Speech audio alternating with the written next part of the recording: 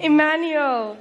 My name is Danielle Creel. I'm 16 years old. I'm from South Africa, and this is my mom. The problem that brought me here to Synagogue Church of All Nations was I cut myself since the age of 12 very badly. I had attempted suicide numerous times, and I was diagnosed with a lot of disorders: bipolar disorder, borderline personality disorder, and chronic depression. It all started when I was about 6 years old. I was sexually abused till about the age of 10, numerous times with numerous people. And since the age of 8, I started biting and scratching and bruising, just lightly. And I wasn't sure what it did to me. It just made me feel better. And when I was 12 years old, I started cutting. And I was institutionalized for that. And they told me that I would be in an institution for the rest of my life. And I would be on medication that it's only manageable, not treatable. Then my suicide attempts also started. From then till now, I have attempted suicide almost 120, 150 times, and that's not even exaggerating. We really fought a lot, and my parents couldn't really cope with this.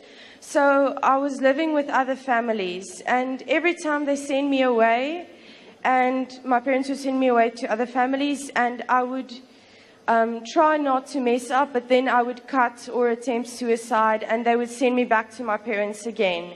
And then when I mess up at my parents, they send me back. So it was back and forth rejection the whole time. The first time I attempted, it was overdose. I overdosed on pills that I found in my mom's cupboard. I've did it many times. There was a very few near-death experiences as a result of that. I've taken poison. I've drunk poison, and it made me sick, but it didn't kill me. I tried hanging myself, and at one point, when I was at my grandmother's house, I found a gun, and I thought that I can end it finally, but there the grace of God stepped in as I held it in my hand, and I just couldn't pull the trigger. There was times in there where I would try to hit the vein, try to hit the artery to bleed out and to finally die. When I was 12, I went on the internet, and I just typed in how to commit suicide. And it's surprisingly how much sites and people there is encouraging people, giving them methods to commit suicide, and it's really, they encourage, they're not even, please don't do it. They give structural methods, how to do step 1, step 2, and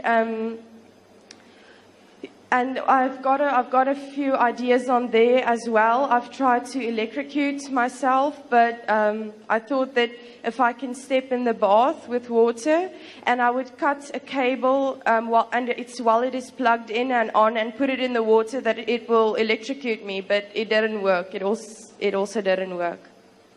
This one was quite recently. It was the end of last year. I was sleeping and I woke up. And I was in that rage. I was in rage, and I just thought, just end it all. And I grabbed a blade and I cut here, and I hit the artery, and I almost cut it completely off, and I almost bled out. And the people I was staying with, they rushed me to the hospital. I was unconscious. I couldn't really remember anything. And I remember while I was there, I said, I don't want to die. That I remember. Since this encounter with Jesus Christ, can you just testify to the world? What are the changes that you've seen in your life ever since then? The changes are really incredible. When he finally touched me, I felt lighter. I knew something left me, and I knew I was finally free. My thoughts, it has really changed. Normally my thoughts would be negative, and they would come in thoughts that that's disturbing to me, and I didn't like it.